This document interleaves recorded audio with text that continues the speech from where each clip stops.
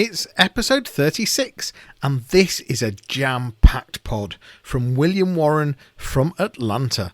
William is the founder and CEO at The Sketch Effect. It's a visual communications business based in Atlanta. They elevate ideas through remarkable visual communication. In other words, they harness the power of visual communication to make their clients' ideas understandable, memorable, and shareable. William works with Google, Chick-fil-A, Delta, Kimberly-Clark, Home Depot, Deloitte, Ernst & Young, Mattress firms, Siemens, InterContinental hotel groups, and many more. Some amazing clients. Beyond leading and growing The Sketch Effect, he can be found hanging with his family, making homemade barbecues, scuba diving, or travelling. Please enjoy the episode, and thanks for being a fab listener. Support me by subscribing and telling your friends. Welcome to the Johnny Ross audio experience. I'm Johnny Ross, founder and digital marketing strategist of Fleek Marketing. Each podcast I'll be bringing you an expert to inspire you, to give you some great business growth takeaways, and to get you thinking about marketing and the bigger picture of how businesses can improve, adapt and grow. I look forward to sharing this with you on each podcast, so here we go.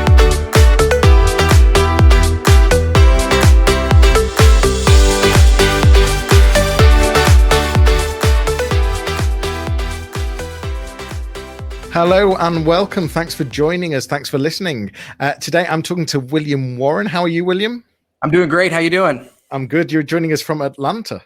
That's right. Atlanta, Georgia, here on the East Coast. We have had a lot of storms lately, so I'm hoping that our power won't go out while we're on this call, but happy to be here.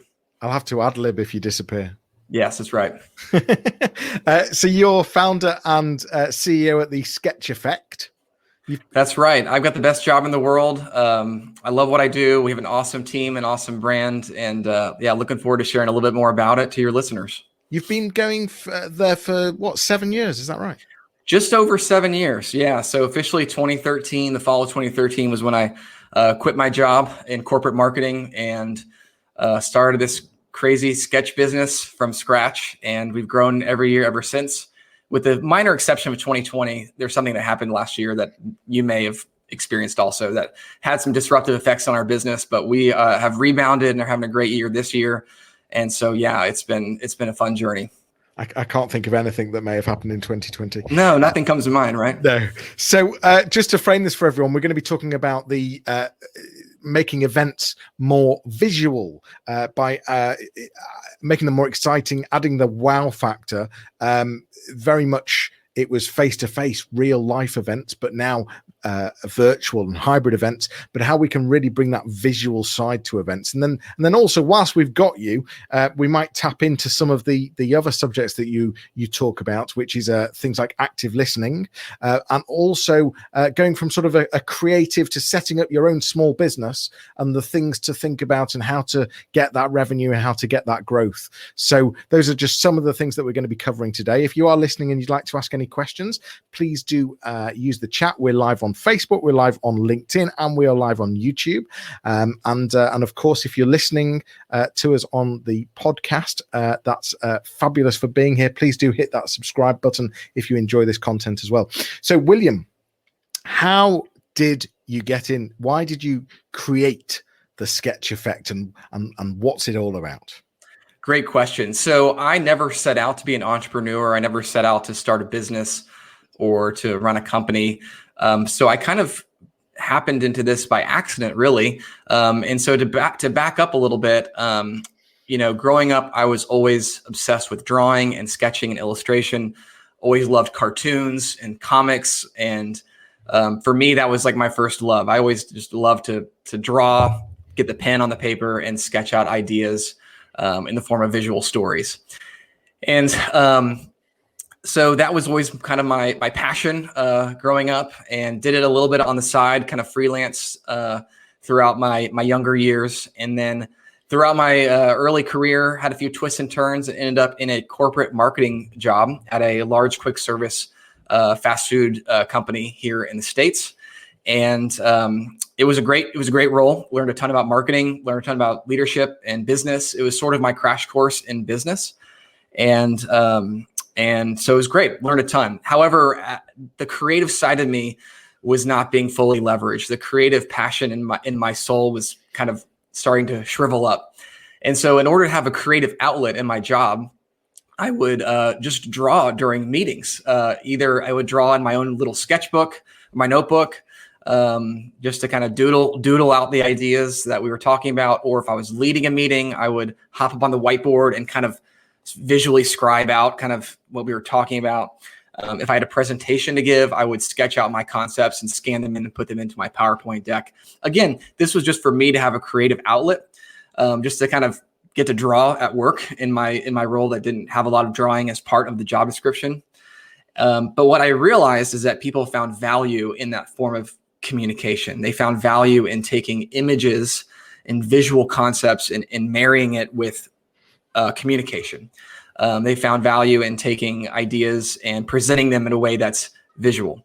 And so what happened was people around the company started to ask me to come and do sketching for their meetings, which wasn't my job description.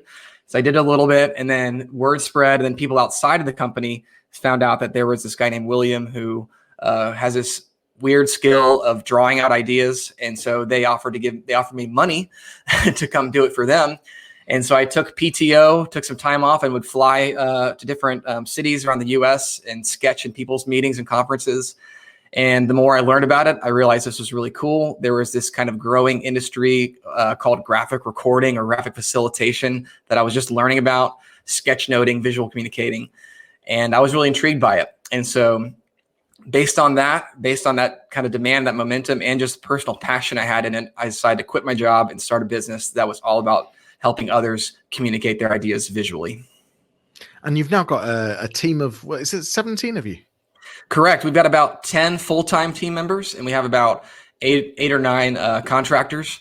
And yeah, we do a lot of work all over the world. Pre-pandemic, we would fly all over the United States, then outside the US. Now with virtual events, which we'll get into, we're working with clients all over the world, from Australia to Saudi Arabia to Germany to Latin America. And so, yeah, we've had a lot of growth over the last few years, and it's, like I said, it's been a roller coaster, but it's been mostly a great journey, and we've had a lot of fun. One of the things whilst you were talking just then around virtual events is that one of the things that I found is that where organizations have had to move to virtual, which of course, most have it, they've either stopped doing events or they've moved to virtual. They of course, offline events cost a lot of money. Virtual events in comparison are, a lot less budget. Does that mean that they've got more budget for the likes of bringing someone like yourself in to add that wow factor? Potentially, yeah. With virtual events, before with in-person, you had to consider the venue and the food and the entertainment and giveaways and prizes. And there's all these things you had to think about. With virtual events, there's really only two levers to pull: visual and verbal, what people are seeing and what people are hearing. And so while people have scaled down their budgets relative to what they would have spent on an in-person event, they have to invest more in the verbal and the visual. And so with the Sketch Effect, with what we're doing, which is virtual sketching, virtual live sketching, or virtual graphic recording, our clients have found that it's a really worthy investment because it helps them connect the dots visually. It helps bring a visual element to make sure they're not just getting the verbal right, but they're also getting the visual side of their virtual event right as well. So yeah, we've seen a lot of interest in what we're doing. Everybody's craving something different, something new, not only just for a cool factor, but also just to make the event more engaging, more effective, to make the takeaways more relevant, to extend the engagement after people click the little button and sign out of the virtual event. So it's been a lot of fun to add value in that way as we've all adjusted to this world of virtual events, which we're all figuring out every day. Yeah, well, I think that takeaway part is really important, because I think depending on the event, there can be so much information and so much going on that it's difficult to grab some of the key things out of it. And yes, okay, you could go back the next day and watch the whole event again, but some of us don't have the time to do stuff like that. So I think I can see a huge value in summarizing and really homing in on some of the key aspects, some of the key things that have happened. And I can see how then that can help during, because it can help focus the mind on people that are watching, but also post, as you say, sort of extend the virtual event. I can see how that can be really helpful in then sharing that. So that takeaway part, I guess, when you first started sketching meetings, it was the doodling, wasn't it? Yeah. It wasn't the takeaway, I guess. Yeah. So the takeaway back in the early days was literally a doodle on a whiteboard or, yeah. A sketch on a roll of paper. And so, pre-pandemic, the takeaway was physical. Yeah. People got to keep the actual physical sketch. And we have always also provided a digital version. So we'd photograph the sketch as well. So people not only would keep their physical sketch, a roll of paper or a sketch on a foam board or something, but they'd also get a digital version of it, a photograph that we would then edit and clean up and make it look nice. But then as technology evolved, our team got more and more into digital sketching. So using a tablet in the drawing program. And we were actually extremely grateful that we got into that, because in 2019, we equipped our entire team with iPads, and we did our entire training on how to draw digitally, because it's a big shift for an artist, going from using pen and paper and markers and ink in a tactile way to using a program and working in pixels and layers and all that. It's a big shift. So in 2019, we did a big initiative to train our team and equip our team to draw digitally. And then a few months later, the world shut down, and we were very grateful that we had made that decision when we did, because we were ready to pivot immediately to offer digital sketching done virtually through a program like Zoom or, Microsoft Teams or GoToMeeting. So yeah, the takeaway is super important. And that's, one of the things we emphasize the most, which is that with an in-person event, once the event's over, people linger in the lobby, they hang out in the hotel bar, they're sharing cabs to the airport, they're riding planes home. So they have a lot of time to process what they've learned at their event. They have a lot of time to just kind of soak in it a little bit. But with virtual events, people click the button and then they're gone. And then they're on to the next email, the next thing, the next meeting. And so the Sketch Effect, the work we're doing, we want to extend the value and keep that conversation going after that virtual event's over. And so providing compelling visuals for people to remember it is how we do it. Yeah, that's so true. I can resonate with that. That, once you do leave an event, you literally, because you're at your computer and at your desk, you do go on to the next thing, and so you don't have that recap time or that reflection time at all.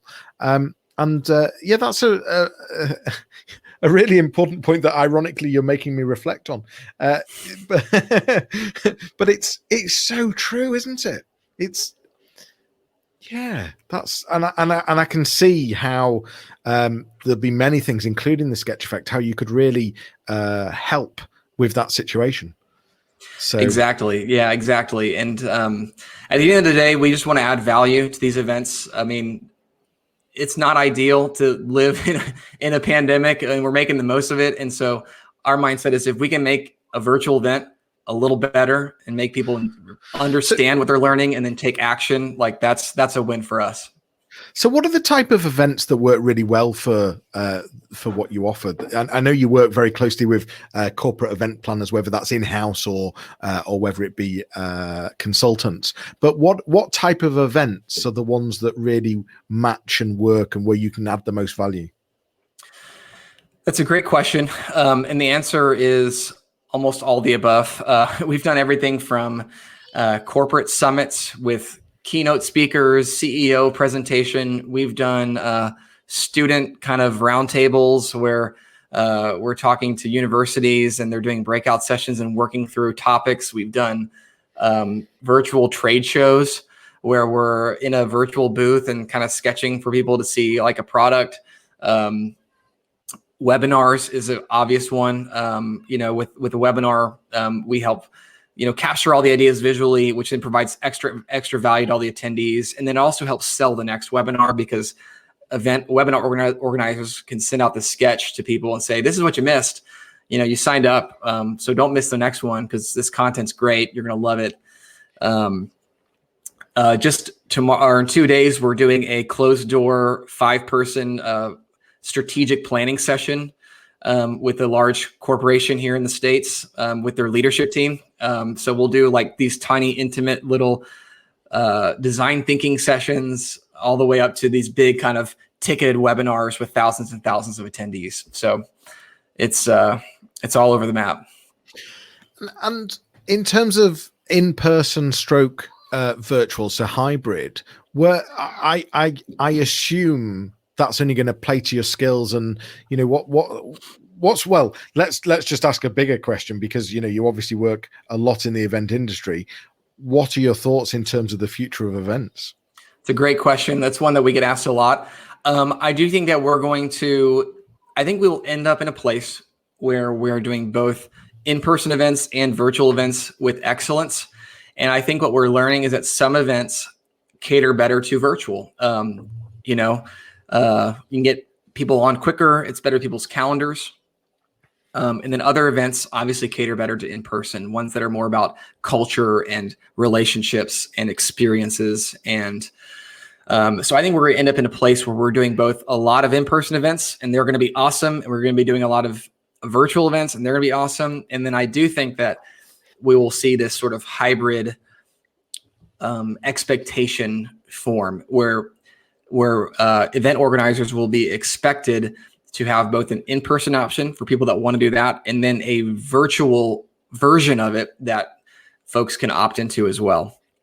And so I think we're going to end up in this kind of blended state, you know, whether it's in 6 months or 8 months or a year, whatever it is. Yeah, it's a lot of fun to try to ride the wave and try to be on the cutting edge of innovation in this space. I guess we've just got to look at the sports sector. So, you know, ultimately, a game of football, what we call it in the UK, is an in-person and a virtual event at the same time, and that's been like that for many years. Yeah. So you know, perhaps we all need to be looking at the sports industry and thinking about how, you know, what we could learn from them. Perhaps I'm not sure. I'm just thinking, because hybrid is nothing new. That's the point I'm making there. Right. It's just that this industry is now thinking about it. Exactly. And prior to that, it was one or the other. And I think there's so many pros, you know, to each one. So virtual, you know, you've got the pros of being able to get a much wider audience that are available. Again, from a speaker's point of view, you know, the commitment that a speaker makes is so much less. They don't have to make as big a commitment. So it really does open it up. But of course, in person, you can't beat that face to face and the reality and the sort of the buzz and the you know, what you see. So, yeah, I'm just wondering if there's anything for us to learn there. Were you going to say something? Oh no, I was going to say, yeah, I think with sports is a great example that the super fans are the ones that are going to be in the seats, the people that really want to invest in the experience, and the folks that are still fans but maybe don't have the time or the money or the option to travel in, they're the ones that will be processing it or experiencing it virtually. So come on, in 2019 you were getting your artists on iPads. What was the real reason for that? Because you didn't see virtual being as big as this, surely. Yeah, the real reason is that, we're always just trying to innovate our product and try to offer our clients different options. And so a lot of our clients said they'd seen us do the markers on paper. They'd seen us do the sketching on big boards or big murals. And so we wanted to give another option. And so with digital sketching, clients have the option to stream it. They had an option to record it and then to stream it to a virtual platform. We weren't thinking that all events would be virtual. We thought this would just be kind of an option, like an add-on, like a peripheral thing. So it was really just for us to offer a more diverse product mix to our clients. And it also artistically, we can do some really cool things with digital sketching that you can't do with physical. Like we can move stuff around, we can resize things, we can pick a color palette that matches a brand's brand standards exactly to the RGB code. So there's a lot of there's a different set of things we can do with the digital sketch. So that's why we were getting in, diving more into it in 2018 and 2019. And then, of course, it became the only thing in 2020. Well, it's brilliant that you were doing that. What, just for people that are watching or listening right now, in terms of the virtual events, and if there was an event planner thinking about how they could add more value and make events more visual, what would be some of the top tips you could share? Yeah. So one is obviously work with us. That's the obvious one, is to hire us. But, I think that beyond that, with the fact that budgets are not, you don't need a budget for like flights and lodging and meals and all that. I just encourage clients to really invest in the audio visual of their event. Like, it needs to be top notch. So if you're going to have video content, go all out, make great video content. If you're going to have slides, go all out and make a great slide presentation. I think obviously sketch effect were an option. Having a live sketch artist on the screen keeps people engaged visually. People can follow along. And then even beyond that, we always encourage our clients to extend the visual, or rather to get their audiences sketching on their own too. Like, Okay. just for fun, like our team at the Sketch Effect, we'll just do like a fun little team virtual meeting, and we'll do like a visual, like a Pictionary, where we put a minute on the clock and we draw something, and everyone holds up their sketches, and it can get pretty goofy and pretty fun. So there's some games you can play. There's a game called Telestrations, which is a lot of fun. You can play that digitally. So yeah, I just think folks need to just always be thinking about how can they dial up the visuals of their event. It's people, event organizers should not expect to take their in-person slide deck and just throw it on a Zoom and expect it to succeed. It won't, because it's not the same as being in person. Yeah. And with a speaker, normally when they're on stage at an in-person, they're walking the stage. It's dynamic. They can see their gestures. They can see them moving around. With virtual, it's just flat screen. So if you're seeing a little talking head and then a boring slide deck, people are going to tune out. So. Well, I was about to say exactly that, because we've spoken at a virtual conference recently, and in fact that was exactly the format, where you've got this big slide deck, small talking head, but that's just so not engaging, because you're right. If you were in the room, normally you'd be on the stage, you'd be walking around, you'd have quite a presence. So just purely the fact that we're still having these big slides, small head, that's totally wrong, isn't it? Yep. You can't take your playbook for an in-person event, whether you're a planner or a speaker or a presenter, and then just apply the same play to a virtual. It's not gonna work. It's not the same. It's a different medium. It's a different, different set of variables. Interestingly, I'm not sure that the platforms have realized this, because if you look at Zoom, if you look at Teams, just as two, but also some of the event platforms that we will be familiar with as well, there are very few options to change sizes. So you are literally, if you're sharing a screen, you share the entire, it's a big screen and you've got a small head, and so I wonder if actually it's the platforms that are actually still behind and don't realize they need to change. Yeah, that's a great point. And there are some more robust virtual event platforms out there. Like I know the event that we both spoke at, they offer a really, really cool platform. There's a platform called InEvent, which is really great. There's a platform called SwapCard. There's a platform called, there's a bunch. But yeah, a standard Zoom does not give you, Zoom is great for what it is, but it doesn't give you a ton of flexibility in terms of the visual layout and kind of windows and frames and what people can see and click on. So yeah, that's another thing I would encourage people to do, is to invest and learn a really good event platform that gives you more functionality to make it as visual as possible. Because here's the thing: when you're on a virtual event, you are competing with the internet for people's attention. Literally billions of options out there that are going to be way more exciting than your virtual event. You might think it's exciting, but it's probably not going to be more exciting than someone's Twitter feed or their Facebook or their best blog or their email inbox or their calendar or their text messages, whatever it is. Virtual event organizers are competing against all those things. So if your event doesn't have visuals dialed up to the max and high quality, audio visual, high quality content, and fast-paced content, that's another thing. It's just kind of moving quickly through stuff. You're gonna lose people's attention quickly. Yeah, I agree with the high quality audio and visual, because I used to say that it's all about the content. You know, good content. You tend not to care too much about the audio and the video because it's the content that you want.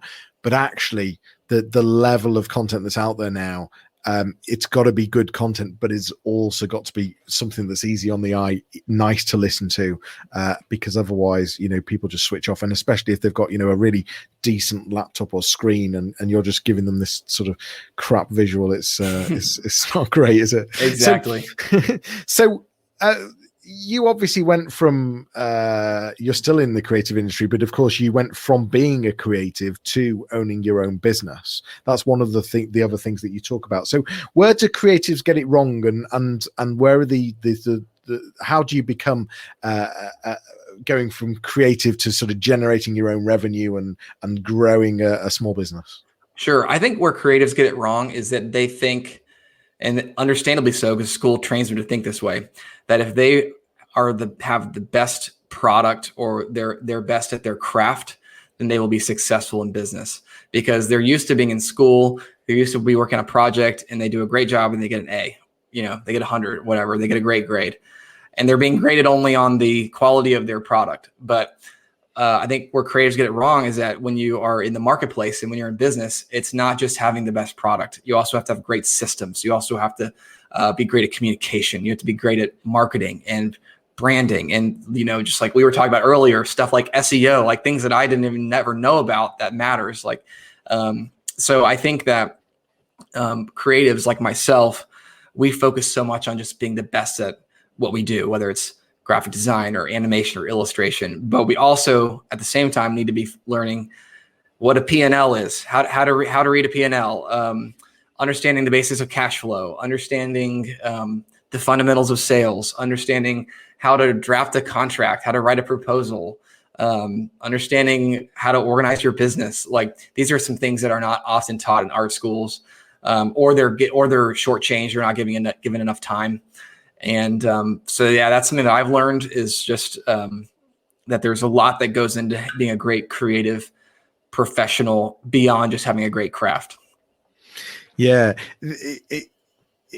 I can see you reminding me of a book, actually, E-Myth Revisited by Michael Gerber. I don't know if it's on my shelf right behind me.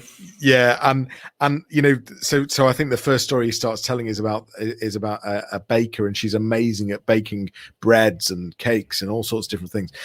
But she's then she then thinks because of that she can then start her own business, and then there's all the things that you just don't think about, and the systemizing and systems and processes is just so important. And I loved that book for exactly that reason. It just made you think, and in fact I laughed all the way through because I read it probably a bit too late, and it was like, I made that mistake. I made that mistake. I recommend that book to everybody who says, what is something I can read that will, like, where do I start? And I said, read the E-Myth, revisit. There's another one that I like called Built to Sell, and it's all about how to grow a business that could be sold. Not necessarily that I'm doing that or other people might do it, but a sellable business is a good business, like a business that would be appealing to a buyer, to an acquisition or whatever. That is going to be a good business. So either way, it's worth building a business that embodies the fundamentals in the E-Myth and things like that. So okay, so you educate yourself, you get an understanding of all these things. What are the other things that you need to put in place? Is it about finding a partner? Is it about aligning yourself with maybe an associate business? What is it, or is it just about the education and understanding? I think it's all the above. So I think there's a basic fundamentals of business that need to be understood, not necessarily mastered. I think that anyone can start a business and kind of figure it out as they go. That's kind of what I did, is let's just take it day by day. Let's constantly learn, but let's learn, like let's figure out how to do this, how to get better. I think the next important thing, though, does have to do with your time and how you delegate work, because again, with creatives, we're not taught how to delegate. In art school growing up, we're given a project and we do the whole project from start to finish by ourselves. There might be some collaboration if it's a group project, but for the most part, we're doing it by ourselves. And We're accountable to ourselves and all that. But in business, especially for creatives, time is your most valuable resource.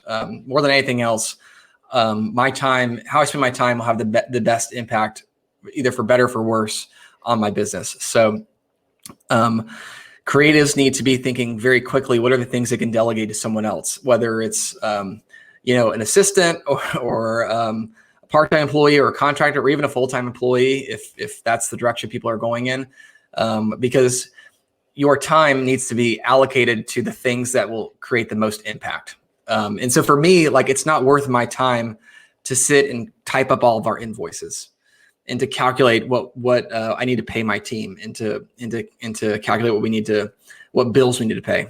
So I waited way too long to find somebody to help me with this. I waited like 2.5 years to find someone to help me do invoices, which is so dumb in hindsight.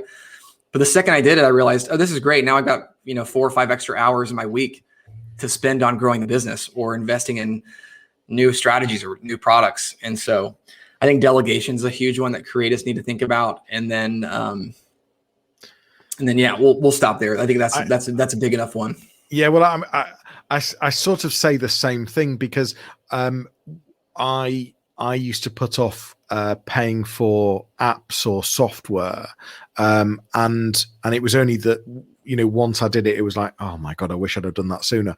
And so my advice is if you can see that there's an app that you think might help, don't worry about paying. If it's going to cost you $30 a month or whatever, just think of the hours that might give you. And even if you end up with 10 apps costing you $30 a month, as long as they are being efficient and doing the right things and giving you 10 times the hours back or whatever it might be, it's worth it. So don't delay. Just try it, and if it helps, then go for it. Or hiring a tax guy. Like, so many people are doing their own taxes, and I'm just like, I don't know how to do it. It's going to stress me out. I'm going to be worrying about doing it wrong. So I'm just going to pay someone to do it. Trust their expertise, and it's going to seem like it's going to cost a lot, especially to smaller businesses or people that are just starting out. They'll say, "What, I've got to pay how much?" But it's worth it because you get more time, and then you can redeploy that time to grow the business and to do the thing that you love the most and the thing that you enjoy the most and the thing that adds the most value. So that's a huge lesson that I've learned. Absolutely. So I want to round up on active listening, and the reason that you introduced that was, well, one of the things is, of course, your artists need to be fully listening and fully engaged when they are sketching away. But what's your take on active listening and some of the tips? And in fact, if anything, my understanding is that for you, this is everything around. This isn't just work. This is home life, the whole lot. Absolutely. Active listening is the most important skill that our live artists bring to the table, even more than their ability to draw, than their ability to come up with visual concepts. Their ability to listen is the most important skill they bring, because what we're doing is, as we've discussed, is we're showing up at these corporate events. We don't know the brand. I mean, we don't know the company. We're not subject matter experts, but our artists are able to immerse themselves in the content, listen at a deeper level, filter out the fluff, and really draw out the core ideas, and then literally draw them out on paper or on an iPad. And so we have had people apply to work for us who are great illustrators, insanely creative, really good at the craft of drawing, but they're just not great listeners. And so unfortunately, we don't hire them because they need to be a great listener to deliver our product. And so we've learned a thing or two about listening, and actually what happened. And so we've built this whole curriculum to train our team on how to be better listeners. And that was just an internal resource for our team to use. But we had a lot of our clients say, how can your artists do that? Like, how do they know what to listen for? What do they know to draw? Like, they're not experts. And we say, well, we're all great at listening. And so a few years ago, one of our clients said, can you come share with our team how to do it? And so I kind of did some research and prepared some content around listening, and have shared it with several of our clients and folks around or teams out there. And yeah, one thing I say is that listening is perhaps the most underrated but most critical of all skills. We spend years in school and college learning how to read, how to write, how to speak. but we have very little formal training on how to listen. It's just kind of expected that people know how to do it. And most of us are terrible at it. And so, we always emphasize that listening is a skill. It's something that you can get better at. It's something you can work on. And it's like you mentioned, it matters in every facet of life. In the workplace, if you're a better listener, you'll be a better boss to your team. If you're a better listener, you'll be a better employee.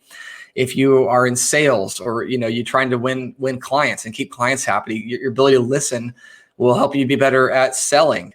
But then it's bigger than that. In family matters, in relationship matters, your ability to listen will lead to deeper, more richer relationships, fewer miscommunications. And then in society, there's so much going on right now in society. And, if we only just spend a little bit more time listening, less time speaking or tweeting or posting or whatever, I think we'd have a lot less drama, a lot less division in society. So I know that was a lot I just ran through, but I'm a big believer in the power of active listening, and it's a skill that if you take the time to master, you will just reap tons and tons of benefits from it. You've summarized it really well, though. I like it. What I'm interested in on top of that is perhaps some of your top tips on how to become an active listener and how to improve your listening skills. Yeah, absolutely. So the first tip is that active listening is a switch you need to turn on. Like, we are not by default actively listening. We're passive listeners. Society has taught us to be passive listeners. TV, podcasts like this, like most of the time when we're listening, it's kind of a passive thing where we're taking the content, but we're not taking it to the next level. So first of all, when you are active in an active listening mindset, it is like a literal switch that you're turning on. So that's the first thing, is to kind of regard it as a mode, like a shift, like you're shifting into listening gear. And then a second thing is that it's important to acknowledge the distractions when you are in a listening context. That is, there's tons and tons of distractions that are waging war on your ability to listen.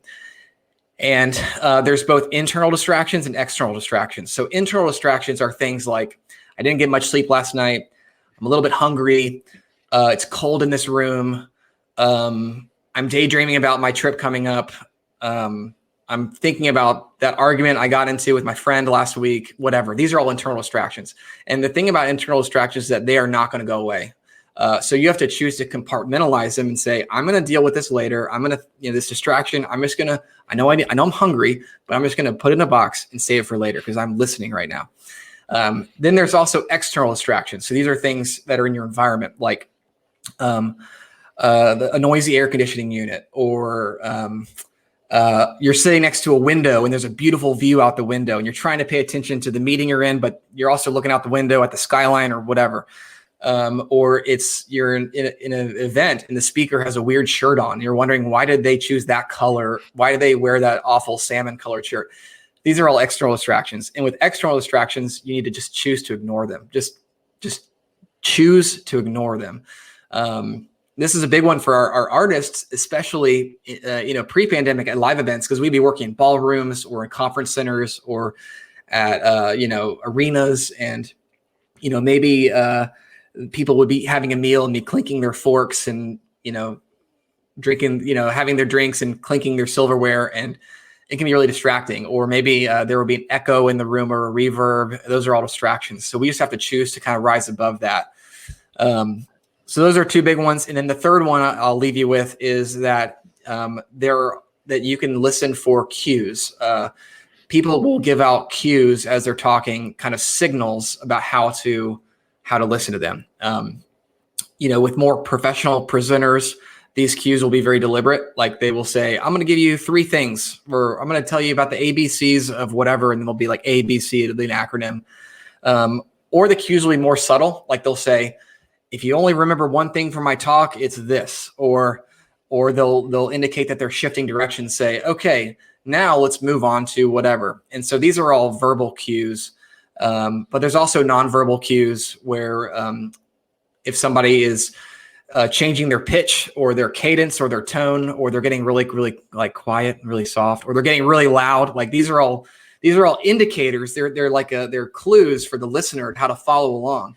And really polished speakers are really good at this, and they'll use their cues deliberately. But even people that are not presenting formally, just having discussion, they'll give cues too. Like they'll repeat themselves a lot for what's important. They'll use metaphors. They'll use symbols. So these are all the cues that we train our artists to listen to, and that we encourage folks who want to be a better listener to also look out for as well, because the cues are clues to what people are trying to communicate. And so you can follow the cues, use them as clues to, get to the heart of the matter. Some brilliant tips there for our active listeners or watchers, maybe listeners that are listening right now. They've clicked the switch.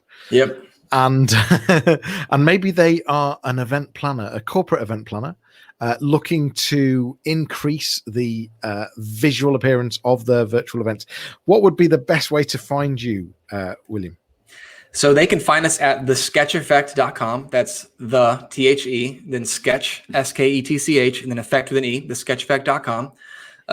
They can also find us on Instagram, Twitter, and Facebook at The Sketch Effect. So we make it very easy for people to get in touch with us. Again, going back to the systems, so you just go on our website. We got a live chat. You can reach us there or send us a contact form, and we respond within minutes. If folks want to learn more about the work I'm doing with creative entrepreneurs and kind of training creatives how to be better at business, I have a website called theconqueringcreative.com, theconqueringcreative.com. And it's just a place where I'll post some tips and some templates like business model canvas, a delegation guide, like how to draft a proposal, just some tips to help creatives make business a little bit less intimidating, a little bit less boring, and help them tackle the beast of business.